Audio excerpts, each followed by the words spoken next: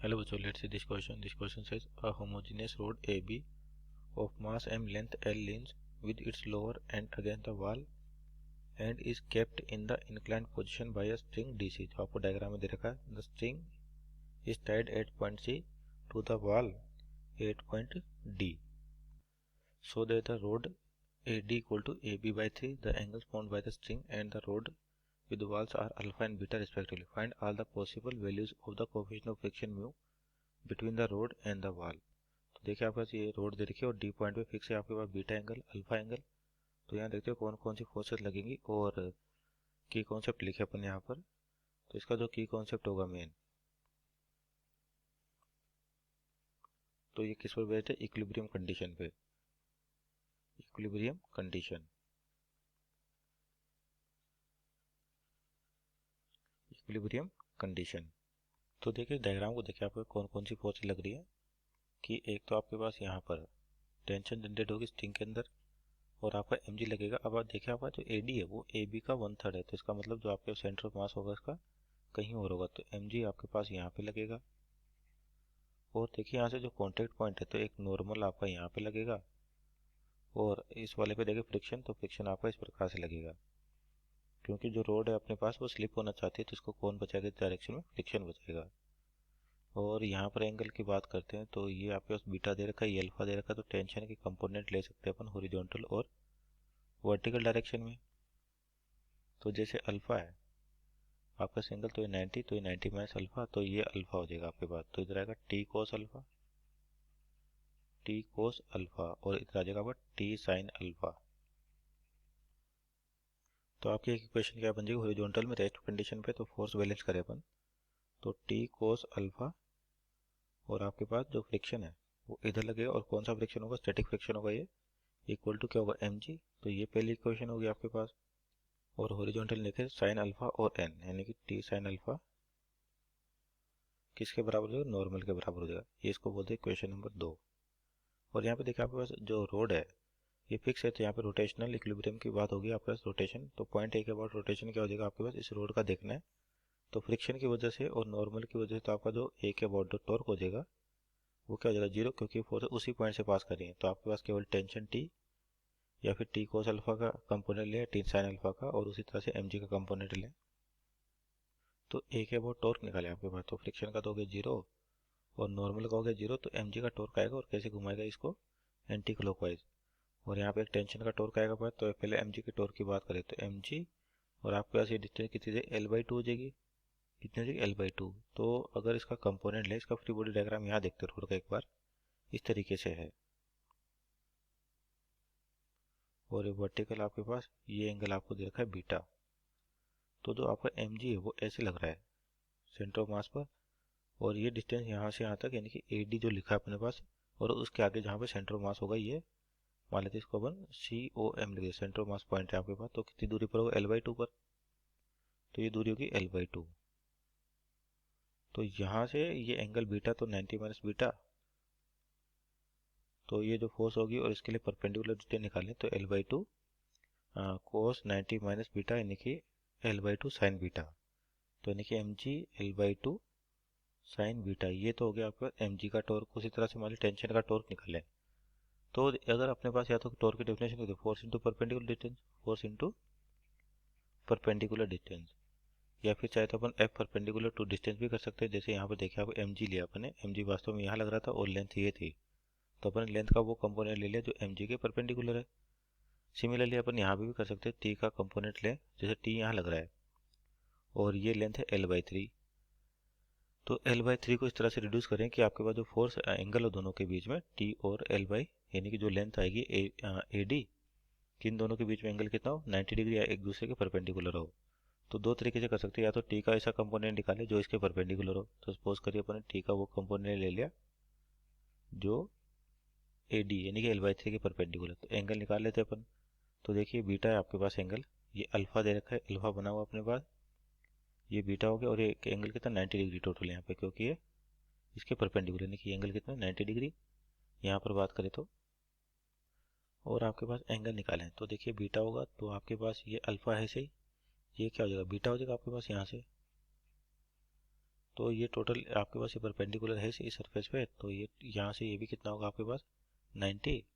तो ये कितना बचेगा 90 माइनस अल्फा प्लस बीटा। ये जो पर्टिकुलर एंगल दिख रहा है आपको जिस डायरेक्शन में टेंशन लिए जो इस AD के परपेंडिकुलर है, तो क्या T है यहाँ पर और एंगल कितना है आपके पास π/2 यानी कि 90 माइनस अल्फा प्लस बीटा, यानी कि जो एंगल दिख रहा है आपको यहाँ पे देखें, जैसे आपके पास ये एंगल है और एक ये एंगल है, ये तो आपके पास यहाँ पे देखिए अगर ये बीटा है वर्टिकल के साथ तो ये भी एंगल कितना होगा बीटा, और ये जो मेन थिंग हो गया आपके पास ये अल्फा एंगल है और अपन ने टेंशन का वो वैल्यू ली है जो इसके परपेंडिकुलर है। तो ये देखिए यहाँ पे टोटल एंगल 90 डिग्री है, परपेंडिकुलर है तो ये अल्फा प्लस बीटा, तो ये जो एंगल लिख रखे अपन ये जो होगा π/2 माइनस अल्फा प्लस बीटा। तो टॉर्क की इक्वेशन हो जाएगी आपके पास टेंशन T इंटू आपके पास जो इसका कंपोनेंट कौन सा होगा L/2 देखे यहाँ पर, तो ये वैल्यू कितनी आ जाएगी, और ये जो T है अपन ये वाला T आपके जो स्टिंग में जनरेट हो रहा है यहाँ पर, तो इसको T डैश लिख देते हैं अपन, तो T डैश की वैल्यू कितनी है कि T कोस आपके पास π/2 माइनस अल्फा प्लस बीटा, तो ये क्या लिख सकते हैं T कोस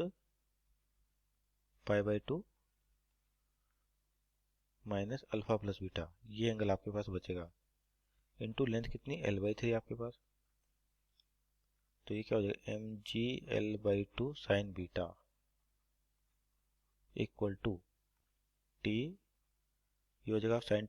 कोस 90 माइनस थीटा साइन थीटा, तो sine alpha plus beta into L/3, तो आपका L से L कैंसिल आउट हो गया यहाँ पर, तो यहाँ से टेंशन की वैल्यू निकाले T, तो ये क्रॉस मल्टीप्लाई करें 3mg/2 3mg/2 into sine beta upon sine alpha plus beta sine alpha plus beta. तो देखिए अपने को फ्रिक्शन के बारे में बताना है कोएफिशिएंट के बारे में, तो यहाँ से इक्वेशन 1 से फ्रिक्शन की वैल्यू निकालें, तो ये देखिए mg minus T cos alpha, तो यानी कि फ्रिक्शन कितना हो जाएगा mg minus T cos alpha, और t की वैल्यू जस्ट आपको फाइंड आउट की, तो mg माइनस टी की वैल्यू है कितनी आपके पास 3mg/2 sign beta upon sine alpha plus beta, 3mg/2 sign beta divide by sine alpha plus beta into cos alpha into cos alpha, तो यहाँ पे फ्रिक्शन हो गया यहाँ पे जो वैल्यू दी थी उसी के अकॉर्डिंग। तो अब देखिए फ्रिक्शन की वैल्यू जो आते हैं आपके पास स्टैटिक फ्रिक्शन मैक्सिमम पॉसिबल क्या होता है म्यू इंटू एन, तो यानी कि जो ये है ये फ्रिक्शन की रिक्वायरमेंट है आपके पास, और जो फ्रिक्शन की रिक्वायरमेंट है मैक्सिमम पॉसिबल फ्रिक्शन से कम होना चाहिए, लिमिटिंग केस के बाद इक्वल टू आ जाएगा, तो जो फ्रिक्शन रिक्वायर्ड है वो हमेशा जो मैक्सिमम पॉसिबल वैल्यू फ्रिक्शन की उससे कम होना चाहिए, उसके बराबर होना चाहिए। तो यानी कि आपका जो फ्रिक्शन होगा एफ एस लिमिटिंग केस ले तो इक्वल टू और म्यू एन, एन किसके बराबर आया था आपके पास यहाँ पर कंपोनेंट लिया था टी साइन अल्फा के, एन था आपके पास टी साइन अल्फा, तो टी साइन अल्फा, और जस्ट अभी अभी टेंशन की वैल्यू निकाली अपन ने, तो देखो mu sign alpha into T, और टी की वैल्यू कितनी थी यहाँ से 3mg/2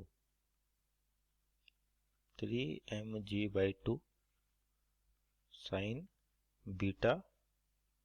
upon sine alpha plus beta,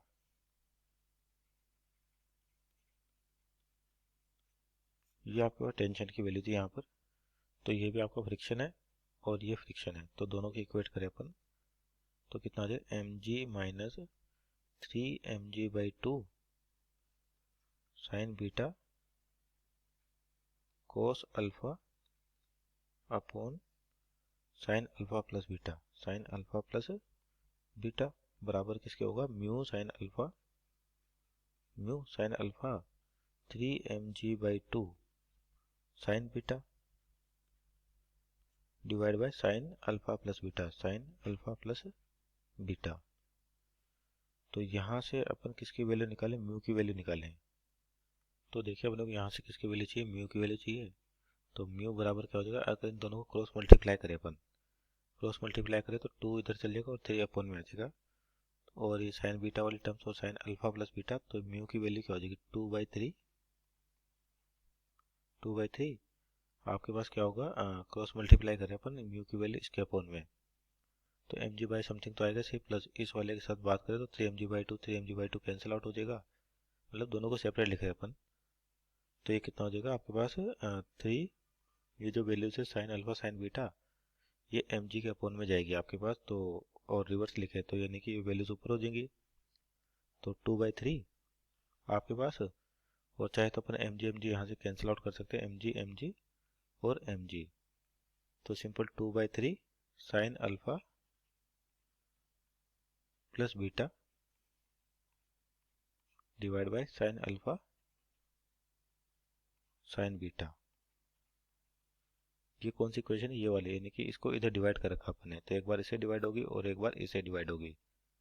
तो इसे डिवाइड होने के बाद ये बचेगा, और यहाँ देखिए इसे डिवाइड करें तो अल्फा प्लस बीटा भी गया आपका, और साइन बीटा गया, तो साइन अपॉन कोस बचेगा, तो यानी कि सिंपल होगा 1 माइनस टेन अल्फा, क्योंकि अपॉन में जाएगी वैल्यूज, ये तो कैंसिल आउट हो जाएगी, किसके लिए, जो सेकंड टर्म को डिवाइड करें, तो ये आपका म्यू आ गया। तो आपके पास म्यू की वैल्यू क्या हो जाएगी, म्यू इक्वल टू 2/3, ये तो बाहर आ जाएगा अपने पास, और अपॉन में क्या sine alpha into sine beta, और साइन अल्फा प्लस बीटा क्या होता है, sine A cos B plus cos A sine B, तो sine alpha cos beta plus cos alpha sine beta, तो ये तो हो गया साइन अल्फा प्लस बीटा, और अपॉन में क्या आपके पास sine alpha into sine beta -1/10 alpha -1/10 alpha. तो देखिए यहाँ से इसको डिवाइड करें तो 2/3 तो आपके पास रहेगा सही, और इस वाले टर्म को इसे डिवाइड करें तो आपका साइन और साइन कैंसिल आउट हो जाएगा, तो sign beta upon cos beta, तो इसको नीचे लिखेंगे तो 10 अल्फा सॉरी 10 बीटा हो जाएगा, ये आपके यहाँ पे साइन बीटा और ये इसके अपॉन में लेके आए तो 10 बीटा हो जाएगा।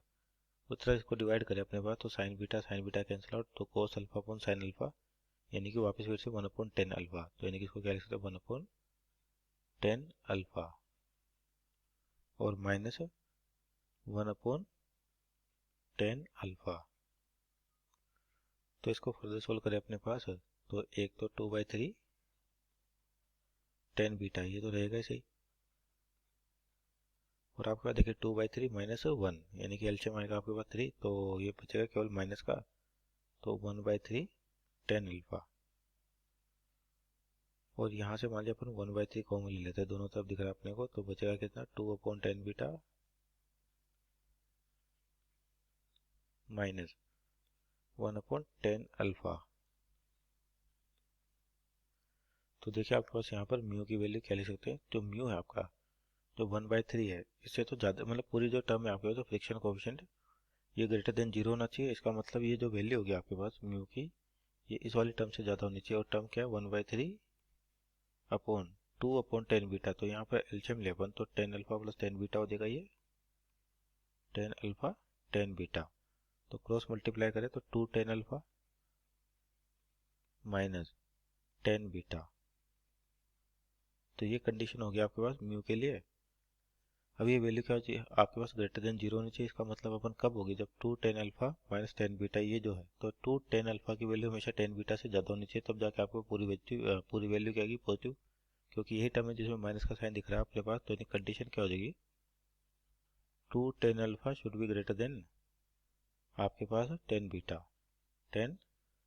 बीटा। तो आपके पास एक तो कंडीशन होगी 2 10 alpha should be greater than 10 beta. अगर आपके पास ये भी केस होता है जैसे यहाँ पर मान के चले कि 2 10 अल्फा ज़्यादा है किससे 10 बीटा से, तो आपका फ्रिक्शन ज़्यादा होगा यहाँ पर। अगर किसी केस में हो सकता है कि 2 10 अल्फा आपके पास किसके बराबर है 10 बीटा के, तो जो म्यू की वैल्यू हो जाएगी आपके पास सिंपली वो क्या हो जाएगी 0 हो जाएगी। तो यहाँ पर अपने को क्या है कि म्यू की दो वैल्यूज मिली, एक तो 0 है और एक कितनी है 2 10 अल्फा ग्रेटर देन बीटा, ये रिलेशन आएगा यहाँ से। So these are our final answer, hope you understood well, best of luck.